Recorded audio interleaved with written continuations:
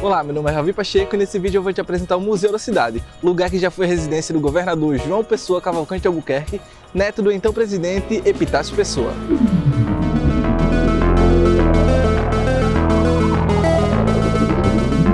A casa, ela vai ter algumas totalidades originais, como o nosso piso, que é 100% original da época, o nosso teto também é 100% original, portas e janelas são originais, mas são originais restauradas, tá certo? E aqui a gente vai ter também uma grande presença de uma personalidade importante que residiu aqui, que foi justamente o grande presidente João Pessoa, tá certo? A casa em si não foi construída para João Pessoa, como eu já citei, porém ele morou aqui no período de 6 a 9 meses, porque coincidiu, né, foi um período curto de tempo, porque coincidiu justamente com a morte dele. A casa, a gente vai ter alguns móveis que pertenceram ao próprio João Pessoa, tá certo? Bom, ademais, a gente vai ter algumas pinturas também na casa, onde vão ser de dois pintores famosos da época, Olívio Pinto e Amelinha Deorga. Uma curiosidade da nossa casa é que cada sala que a gente vai passando vai ter o nome de um pé de fruta, devido a João Pessoa ser uma cidade bastante frutífera. Aqui nessa sala ainda, a gente vai ter alguns artefatos originais do próprio João Pessoa, onde a gente vai ter a cadeira onde o próprio sentava, o gabinete onde ele despachava as pessoas. Aqui nós vamos ter o seu sino, o grande compositor Mozart, no qual ele era muito fã. Aqui o tinteiro, no qual ele escrevia, ou seja, documentos e redigia. E aqui o mata-borrão, que servia justamente para tirar o excesso de tinta que o tinteiro causava, tá certo? Bom, aqui nós vamos ter uma foto-pintura do próprio presidente João Pessoa, é o quadro original do mandato dele, de 1930, e nessa foto-pintura ela foi redigida por Olívio Pinto, que é justamente o autor das últimas obras ali da sala, certo? E aqui a gente começa a entender um pouquinho mais do contexto histórico-político. Vale salientar que ele era presidente de Estado, porque na época não existia o termo governador, e sim presidente de Estado por ser Estado de província. Antes de João Pessoa ser o presidente de Estado aqui da Paraíba, tinha um cara que estava no poder. Esse cara era justamente João Suassuna. João Suassuna, vocês podem não conhecer ele, mas o filho com certeza conhece, que é justamente Ariano Suassuna. Bom, João Suassuna, quando ele estava no poder, ele tinha uma amizade muito grande com os coronéis da época. E um dos coronéis que ele realmente tinha amizade era o coronel Zé Pereira, que é esse cara aqui. Zé Pereira, além de coronel da cidade de Princesa Isabel, ele era comerciante de algodão. Ou seja, ele comercializava algodão e exportava algodão aqui da capital por meio dos navios. Quando João Suassuna estava no poder, Zé Pereira tinha acesso livre para comercializar algodão, de forma no qual ele não tivesse que pagar impostos, tendo em vista que ele era amigo do próprio Suassuna. Porém, quando João Pessoa entrou na presidência do Estado, ele começou a criar uma lei de taxas, né, tanto de importação quanto de exportação. E Zé Pereira simplesmente não gostou disso. Ele simplesmente reuniu todos os cangaceiros para irem atacar João Pessoa, porque agora ele não estaria mais tendo 100% dos lucros para ele. Então, de certa forma, ele se revoltou contra o mandato do João Pessoa e foi atacá-lo. Ele convocou realmente todos os cangaceiros que existiam na cidade de Princesa Isabel e ali aos arredores para ir matar. Bom, João Pessoa, por sua vez, ele era presidente de Estado, então os militares estavam ao lado dele. João Pessoa mandou uma boa parte dos militares para irem atacar também os cangaceiros, e esse fato se voltou, né, a se chamar Revolta de Princesa ou Guerra de Princesa Isabel. Revolta de Princesa porque a cidade de Princesa Isabel em si se revoltou contra o mandato de João Pessoa, ou Guerra de Princesa também, porque acabou morrendo muita gente nesse fato, por isso o nome Guerra. Porém, nem João Pessoa e nem Zé Pereira morreram por aí. Na morte em si de João Pessoa, a gente vai destacar alguns personagens, entre elas a Naide Beriz, que era filha da classe operária. Naide Beriz, ela era filha de Zé Beriz, um tipógrafo da imprensa oficial aqui da época. Ela tinha, de certa forma, uma importância para a sociedade na época. Em 1925, ela foi eleita a mulher mais bela da Paraíba. Ela já foi professora, participava de sarais literários, dava aulas para as pessoas pobres e carentes que não sabiam nem ler nem escrever. Então, de certa forma, ela tinha uma importância a nível estadual. Mas ela ficou conhecida mesmo na morte de João Pessoa, pois ela teve um envolvimento com João Dantas, que era advogado, tá certo? João Dantas, por sua vez, ele era advogado justamente de João Suassuna, que era rival político de João Pessoa. E João Dantas vai ser justamente o assassino de João Pessoa. E é aqui que as histórias começam a se interligar. Bom, há indícios que João Pessoa mandou invadir o escritório de João Dantas, que residia lá em Recife, atrás de documentos que comprovassem corrupção no governo do Suassuna. João Suassuna, mais uma vez, foi presidente anteriormente a João Pessoa. Então, pela lógica de João Pessoa, os documentos estariam no escritório do seu advogado Dantas, e não no escritório do próprio Suassuna. Por isso, a invasão. Foi uma lógica correta. A partir desses índices, né, que João Pessoa teria mandado invadir, ele achou esses documentos e ele mandou expor esses documentos no jornal A União, que é um jornal até hoje que é coligado, né, ao governo do estado, o Diário Oficial. A partir disso, ele viu que não teve uma repercussão tão grande, porque naquela época ninguém dava tanto ibope, né, para a corrupção como é até hoje. Bom, nessa mesma invasão, João Pessoa também achou cartas de romance entre Anaíde Beriz e João Dantas. Os dois, na época, eram, de certa forma, envolvidos, mas não tinham um relacionamento de namorados mesmo. Eram mais como ficantes, não tinham pretensão de namorar, noivar, casar, como era proposto para a sociedade naquela época. Então, eles iam contra as regras da época, né? Eles realmente tinham quase que um relacionamento aberto. Isso, na época, era um escândalo, né? E daí o que foi que aconteceu? João Pessoa mandou deixar em exposição as cartas de romance que os dois falavam de suas intimidades em uma delegacia aqui da cidade de João Pessoa, que nem chamava João Pessoa ainda, na verdade. Mandou deixar aqui na delegacia, na capital, a primeira delegacia, que fica localizada ali perto do Teatro Santa Rosa. Para quem chegasse lá, lesse o que um casal fazia em sua intimidade, o que um escrevia um para o outro. Bom, resumindo um pouco da morte de João Pessoa, como eu já disse, João Dantas era de Recife, e ele escrevia também no jornal de Recife, então ele ficava atacando João Pessoa de lá. Então eram ataques correspondentes, João Pessoa pelo jornal da União aqui e João Dantas pelo jornal de Recife. Um resumo, João Dantas morava em Recife, João Pessoa foi até Recife para um evento político, porém lá, chegando em uma confeitaria chamada Confeitaria Glória, João Pessoa, ele acabou sendo assassinado por João Dantas. João Pessoa estava sentado, João Dantas chegou na confeitaria, olhou João Pessoa, deu tiros em João Pessoa e João Pessoa morreu imediatamente. Viram que foi o próprio Dantas que o matou e João Dantas foi levado para a delegacia e chegando lá, ele aparentemente se suicidou, né? Encontraram na cela dele um lençol amarrado e ele colocado amarrado. Porém, até hoje não sabe se é realmente evidência, se ele se suicidou ou se forjaram um crime que parecesse que ele tinha se suicidado. Anaíde Beriz acabou se suicidando também, demandando tanta exposição da sua vida. E a família Suassuna, João Suassuna pegou toda a sua família, na verdade, e viajou para o Rio de Janeiro. Porém, chegando lá, ele foi morto e posteriormente arrancaram a cabeça dele. Até hoje ninguém sabe quem cometeu esse crime. E chegou realmente até o Rio de Janeiro, né, toda essa história, toda essa polêmica, porque o próprio João Pessoa estava começando a ter uma importância a nível nacional, que seria justamente a de vice-presidente do Brasil, junto de Getúlio Vargas, tá certo? Então acabou que muita gente associou a morte de João Pessoa como um atentado à candidatura de Getúlio Vargas, como um crime político, sendo que não foi um crime 100% passional, tá certo? Podem me acompanhar. Aqui a gente vai ter o jornal, mas antes do jornal a gente vai ter justamente as fotos dos cortejos que foram realizados para o próprio João Pessoa. Esses cortejos foram promovidos, né, por Getúlio Vargas e o corpo de João Pessoa peregrinou por alguns estados do Brasil. Tanto que hoje em dia no Brasil sempre vai ter uma rua João Pessoa, uma avenida João Pessoa, um bairro João Pessoa, justamente em homenagem aonde o corpo de João Pessoa era velado por lá. Aqui algumas fotos. E aqui a gente vai ter o jornal da União do dia após a morte de João Pessoa.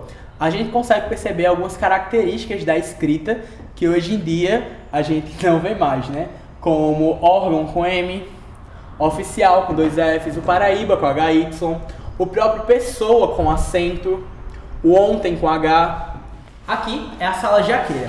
Na sala jaqueira a gente vai ter, não tem por que chamar jaqueira, tá certo? A gente vai ter um acervo cultural de algumas personalidades importantes da cidade de João Pessoa, como o Dr. José Américo de Almeida, que foi um grande político da cidade, O próprio Ariano Suassuna, que hoje em dia é reconhecidíssimo aqui na cidade, na Paraíba e no Brasil inteiro.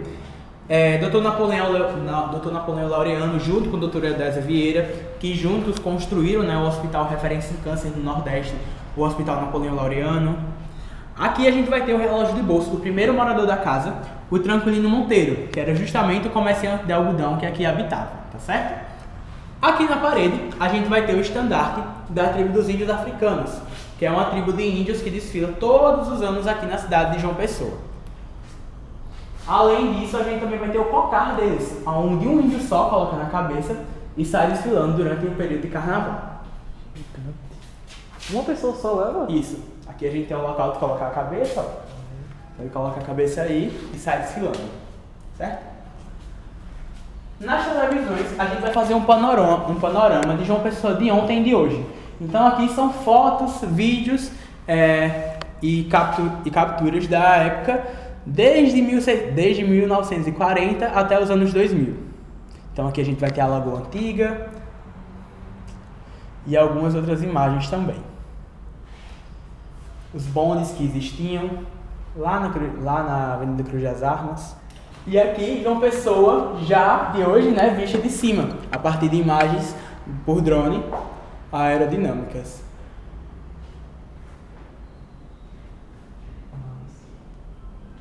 Pode me acompanhar.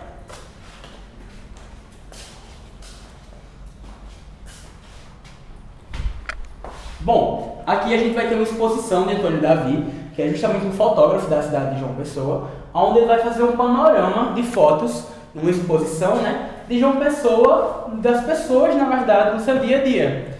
Então, são pessoas comuns andando pelo centro, no qual ele vai tirando fotos. Uma curiosidade dessa exposição é que a foto mais antiga para a mais nova tem cerca de 40 anos de diferença. Então, aqui a gente consegue ver fotos extremamente antigas, como o famoso Lambe Lambe, que era onde era tirado fotos antigamente, né? A gente vai ter também a peculiaridade aqui do Nordeste, que o pessoal gostava de usar jegue para muita coisa. Então, jegue para fazer mudança. Aqui a gente vai ter jegue para palanque político, voto querido do jegue, número 44655 para valer. E algumas outras fotos também que são relíquias da nossa capital. Aqui a gente vai ter um quadro de Flávio Tavares, onde ele vai representar, né, a Festa das Neves. Bom, Nossa Senhora das Neves, depois de inúmeras vezes tendo nome aqui na capital, se tornou padroeira da cidade. E hoje em dia, o 5 de agosto é realmente comemorado como o aniversário da capital e o dia de Nossa Senhora das Neves.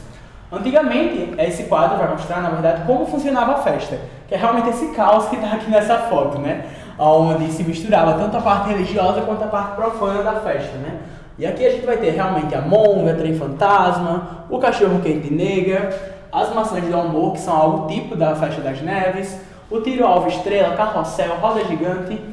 Porém, posteriormente à chegada de um bispo aqui na Paraíba, ele separou a festa, onde deixou só a parte religiosa na Basílica de Nossa Senhora das Neves, e a parte realmente de festa ele colocou aqui para a Lagoa, tá certo? Podem me acompanhar. A gente agora vai para a parte superior da casa.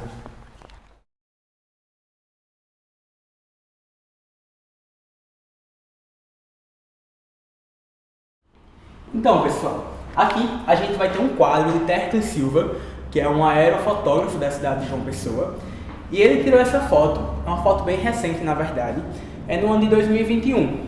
E essa foto ele tirou a partir do centro geodésico da cidade de João Pessoa, que é o ponto central geográfico, né? E o nosso ponto central geográfico vai ficar justamente na Mata do Buraquinho, que vai ser a segunda maior reserva atlântica dentro de um perímetro urbano no Brasil e uma das maiores do mundo, perdendo apenas para a Mata da Tijuca lá no Rio de Janeiro, tá certo? Bom, e aqui a gente vai conseguir ver algumas características, né, e alguns pontos da cidade de João Pessoa, como o centro de convenções,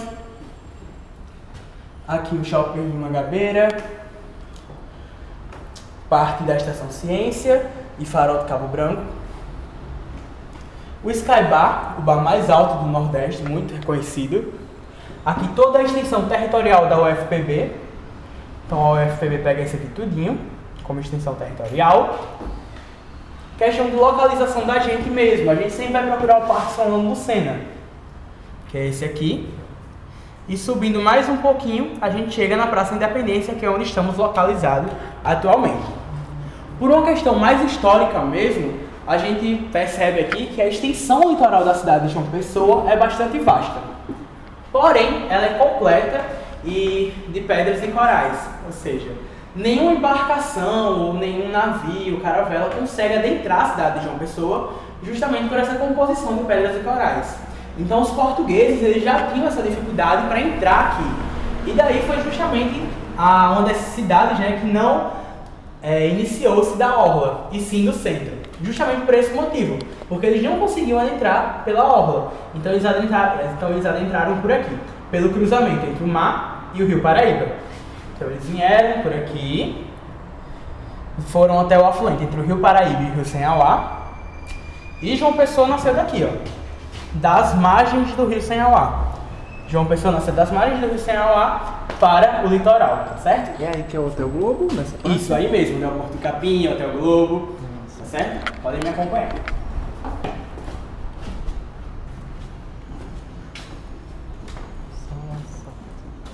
Aqui é a Sala Sapotizeiro. Na Sala Sapotizeiro a gente vai falar um pouquinho sobre a cidade, os artistas e as paisagens daqui. Então são quadros mesmo, é uma sala mais visual, tá certo? São quadros da cidade, representados por artistas, tá certo? E a gente gosta de dar destaque a apenas um quadro aqui, que é esse aqui. É um quadro de transposto do ano de 1638, tá certo? E vai ser literalmente o primeiro retrato que a cidade de João Pessoa vai ter. Aí foi justamente quando os holandeses estavam no domínio ainda, e o nome do quadro vai chamar Vista da Cidade Frederica, tá certo? Aqui vai ser basicamente o Rio Sanhauá, e aqui onde estava começando a se iniciar tudo. Os grandes casarões, as embarcações que ainda vinham, e aqui a gente já consegue ver algumas características legais, como o pé de caju. Do porquê, né, João Pessoa é conhecida também por ter bastante caju e bastante peixe, justamente por causa do rio e os pés de caju que ficavam perto do rio, tá bom? Bom, aqui é o Terraço Coqueiro. No Terraço Coqueiro, a gente dá um enfoque maior à Praça Independência, que é justamente essa praça aqui à frente. A Praça Independência, ela completou 100 anos esse ano, e ela foi construída em homenagem ao centenário da independência do Brasil. Ou seja, esse ano tivemos 200 anos de independência e, consecutivamente, 100 anos de praça. Algumas curiosidades da praça é que, durante o período de independência do Brasil, quem ajudou o Brasil, né, por questões comerciais, obviamente, foi a Inglaterra. Porém, no período que a Inglaterra estava ajudando o Brasil, se iniciou uma aliança entre Brasil e Inglaterra para que pudesse ocorrer a independência. Posteriormente a isso, nos 100 anos após, né, a praça foi inaugurada justamente com o formato e o design da bandeira da Inglaterra como forma de homenagem por essas questões, tá certo? Outra curiosidade é que a Praça Independência conta, né, com frutos dos 4 cantos do Brasil, justamente porque é a Praça Independência do Brasil. Então foram trazidos frutos dos 4 cantos do Brasil. Salve ao berço do heroísmo, Paraíba, terra amada, Via Láctea do civismo, sobre o céu do amor traçada, no famoso diadema, que da pátria a fronte aclara. Pode haver, mas a Se esse vídeo foi útil, deixa um like e compartilha esse vídeo com algum amigo que está querendo vir para cá. Para conhecer lugares novos, me segue nessa rede social que você está me assistindo. Um grande abraço e até a próxima!